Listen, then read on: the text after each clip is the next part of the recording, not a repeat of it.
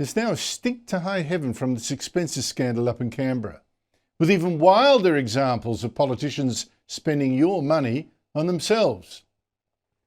But the one man who could lead the clean-up, change the rules, is saying, who, me? Me? It's not my job. Besides, it's not important enough. I haven't changed the rule. I haven't changed the rule. Yes, Prime Minister Anthony Albanese disgraced himself today by being part of the cover-up, pretending he couldn't change the expenses rules, and then rushing out of a press conference after cracking it with journalists who kept asking him about it. Now, no one looking at all these examples of politicians socking it to taxpayers could have any doubt that we are being taken for a ride. Now, how about this latest example? Mentioned it briefly last night.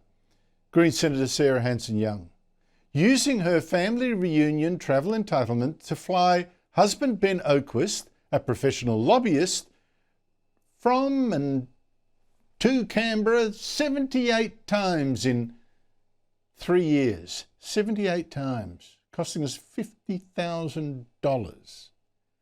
Flying him up to Canberra that often, was it really so the couple could spend some valuable me time together, or was it so Oakwist could do his lobbying job there? Now, Oakwist works for DPG Advisory Solutions, where he's Director of Climate and ESG, which means Environmental, Social and Governance. And by the way, here is Oakwist just a couple of weeks ago in Parliament House, cheering on a green energy transport group, albeit not listed as a client. He's got his lanyard on, but to be fair, I don't know if his wife used her taxpayer allowance this time to get him there. Now, Hanson-Young may well have a perfectly good answer, but she curiously wouldn't give it this morning when she had the perfect opportunity. I mean, she's got a regular panel spot here on Sky News every Thursday morning with Peter Stefanovic. But today, with her expenses story all over the news, she was a no-show. And let's start with Sarah Hanson-Young. It's your regular opponent on this panel on a Thursday morning, but curiously, she's pulled out of her slot. So, there's another example for you that smells off. But once again, the Prime Minister this morning claimed not to have an opinion about this one either, and made out like it was someone else's job to do anything about this kind of thing. Of course, these issues are of genuine concern to the taxpaying public, but we have an independent authority. I'm going to allow them to do their job. Well, that independent authority must be either blind or deaf, or maybe the rules are simply incredibly slack. Because for 3 years, Hanson-Young has been flying her husband to Canberra, and for 3 years, this independent authority has said nothing.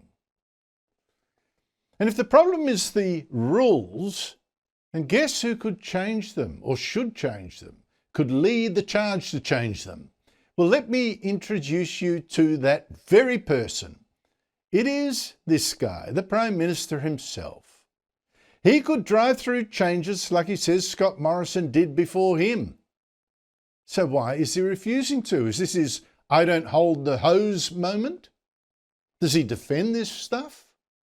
Defend his Sports Minister, Annika Wells, spending $1,700 on dinner and drinks in Paris for just herself, 2 staff and an Australian diplomat?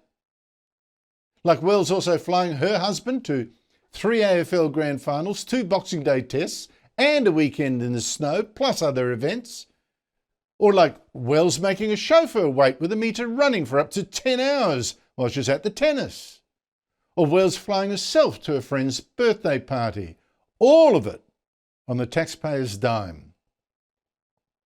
But there was the Prime Minister today, with Annika Wells nodding sanctimoniously behind him, again playing the gender card in her defence.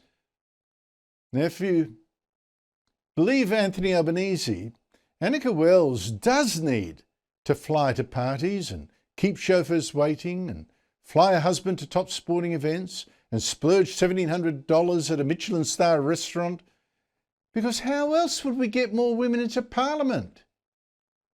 It really was that crass and offensive to women. Community expectations are important.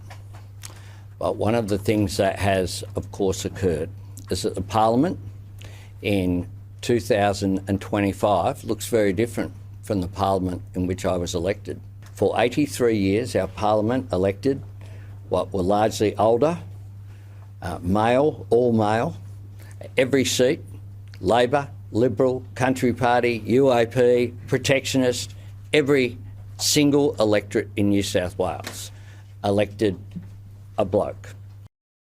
Oh, bless his socks. You've got to let these women spend big or they won't come into Parliament. I mean, really, what a joke. This is not just about the greed, though.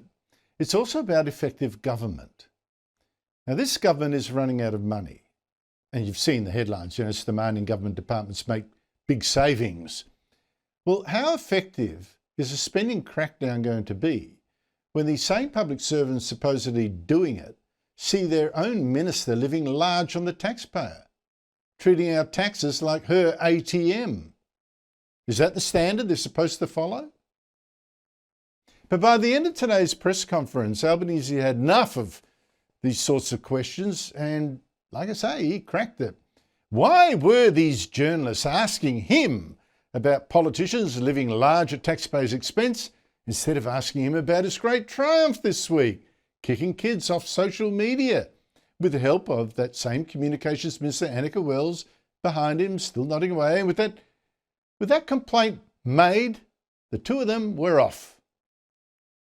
I've answered multiple questions on it today. And there's been nothing in your answers I am that suggests focused. you're interested in changing the rules. I am focused. What I have said very clearly is what I am focused on.